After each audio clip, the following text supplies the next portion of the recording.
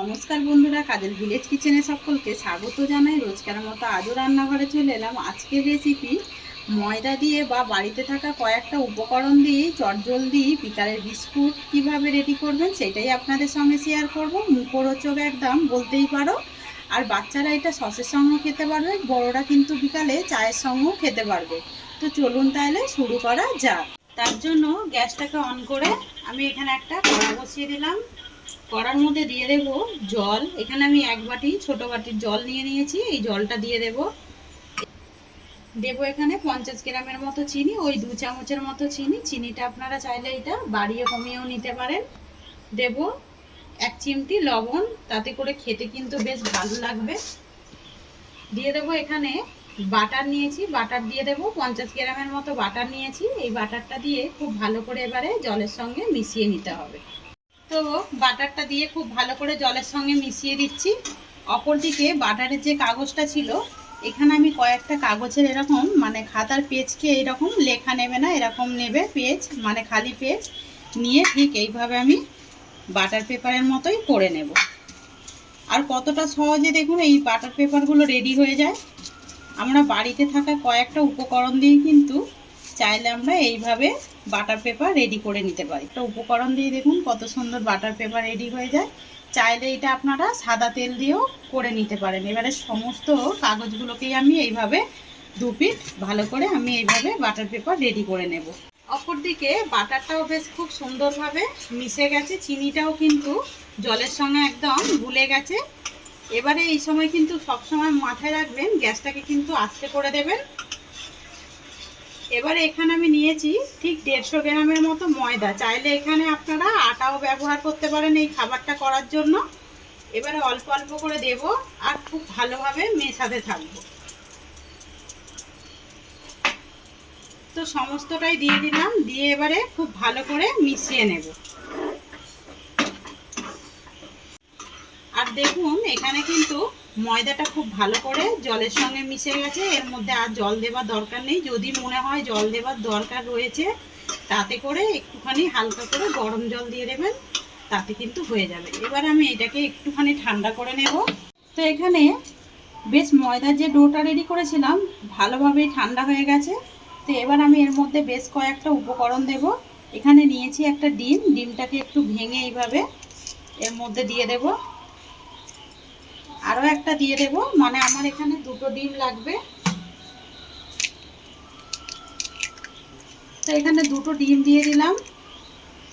তো এখানে এবারে দিয়ে দেব ভ্যানিলা, যাতে করে না এর গন্ধটা ডিমের মানে চলে যায়। আস্তে একটা গন্ধ থাকে, ওই গন্ধটা একেবারেই কিন্তু চলে যাবে। এবারে ডিম আর এই ভ্যানিলাটা দিয়ে খুব ভালো করে ময়দাটাকে আবার আমি একটু হাত দিয়ে মেখে নেব। এইভাবে খুব ভালোভাবে মাখিয়ে নিয়েছি। এবার একটা চামচ নিয়েছি, এখানে একটা গ্লাস নিয়ে নিয়েছি, আর আমরা যে কেক করে থাকি সেই প্লাস্টিক নিয়ে নিয়েছি। প্লাস্টিকের মধ্যে এরকম আমি একটা মানে যে কেকের যে ডিজাইন করি সেরকম একটা নিয়ে নিয়েছি। এবারে গ্লাসের মধ্যে এটাকে আমি ভালো করে লাগিয়ে দেব। দিয়ে যে ব্যাটারটা রেডি করলাম এটাকে এর মধ্যে ভরে দিতে হবে। আর মাথায় রাখবেন যাতে করে না এটা ডেলা ডেলা ভাব থাকে, সেইভাবেই কিন্তু ভালোভাবে মাখিয়ে নিতে হবে। সমস্তটাই এর মধ্যে ভরে নেব। ভালোভাবে আমি প্লাস্টিকের মধ্যে নিয়ে নিয়েছি। তো এর মধ্যে যে খাটটা ছিল ওইটা দেওয়াতে একটু প্রবলেম হচ্ছিল, তাই জন্য আমি শুধু এই যে কেকের যেই মানে ডিজাইন করি এইটাই শুধু দিয়েছি। এবারে এখানে অপর দিকে যে বাটার পেপারগুলো রেডি করেছিলাম এখান থেকে একটা নিয়ে নেব। তো তার আগে এখানে একটা থালা রেখে দেবো, থালার মধ্যে দিয়ে দেবো একটা বাটার পেপার। আর কতটা সহজে বাড়িতেই আপনারা বাটার পেপার রেডি করে নেবেন সেটা কিন্তু আমি আজকে দেখিয়ে দিলাম। এবারে এখানে যে ক্রিমটা ভরে নিয়েছিলাম মানে ময়দার যে ব্যাটারটা, এটাকে এইভাবে এবারে দিতে থাকবো। একটা ঠিক ডিজাইন যেরকম হয় সেইভাবেই ঠিক করে নেব। তো এইরকম একটা দিয়ে দিলাম, দিয়ে একটা ছুরি নিয়েছি, ছুরিটা দিয়ে একটুখানি এইভাবে কেটে দেব। দিয়ে আবারও আমি ঠিক এইভাবে আমি পাশ থেকে আরও একটা দাগের মতো টেনে দেব। ঠিক গায়ে গায়ে করেই একটু দিতে হবে। তাতে করে দেখতেও ভালো লাগবে, একটা ডিজাইন হয়ে যাবে। আবারও এটাকে একইভাবে আমি একটু ছুরি দিয়ে কেটে দেব, মানে ঠিক যেইভাবে সমান সমান করে 3টে দাগের মতো ঠিকভাবে কেটে দিতে হবে।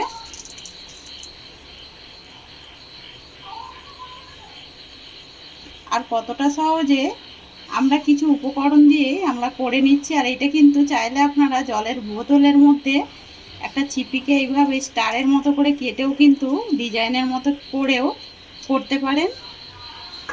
এবারে এইখানেও আবারও ওই একইভাবে কেটে নিলাম।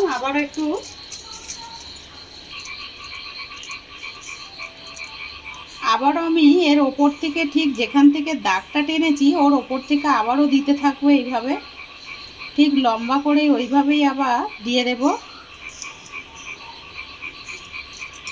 আর এই বিস্কুটগুলো বাচ্চা থেকে বড় সবাইরই কিন্তু পছন্দের হবে। একবার এইভাবে বাড়িতে ট্রাই করে খেয়ে কমেন্ট করে জানাবেন যে আজকের রেসিপি কীরকম লাগলো। একটু নতুন ধরনের রয়েছে।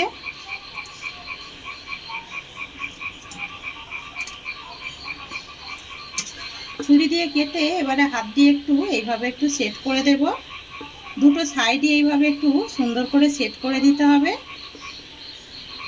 একদম একটা বিস্কুট রেডি হয়ে গেল। আর দেখতে দেখুন কতটা সুন্দর লাগছে। আর এটা ভাজার পরে কোনো রকম মাইক্রো ওভেন ছাড়াই আজকে আমি তৈরি করে দেখাবো। সমস্তগুলো এইভাবেই গড়ে নেব। আগে কয়েকটা গড়ে নিয়েছি আর দেখুন দেখতে কতটা সুন্দর লাগছে। অপরদিকে সাদা তেল গরম হতে বসিয়ে দিয়েছি। এবারে এক এক করে তেলের মধ্যে আমি ছেড়ে দেব। তো এইভাবে নিয়ে অপর দিকটা ঠিক উল্টে দিলেই আপনি আর দেখুন কেমন তেলের মধ্যে পড়ে যাচ্ছে, কোনো কিছু ঝামেলা ছাড়াই। আর এগুলো যেমন দেখতে সুন্দর লাগে তেমন কিন্তু খেতেও আরো বেশি সুন্দর লাগে। সমস্ত কয়েকটা দিয়ে দেব।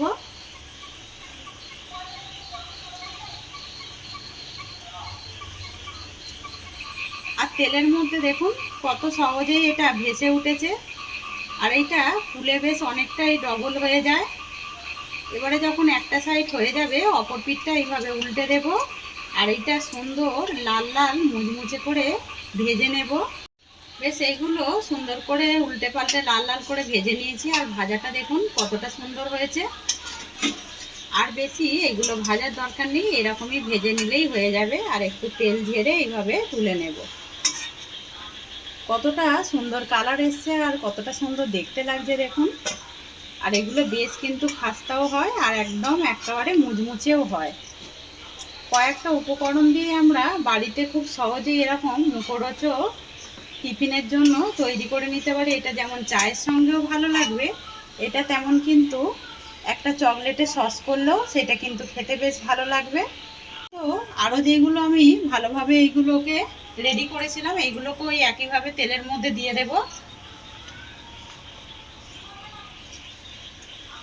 আর কতটা সহজে এগুলো পুড়ে যাচ্ছে সেইটাও কিন্তু দেখতে পাচ্ছেন। আর দেখুন বাড়িতেই জিনিস দিয়েই আমি রেডি করে নিলাম।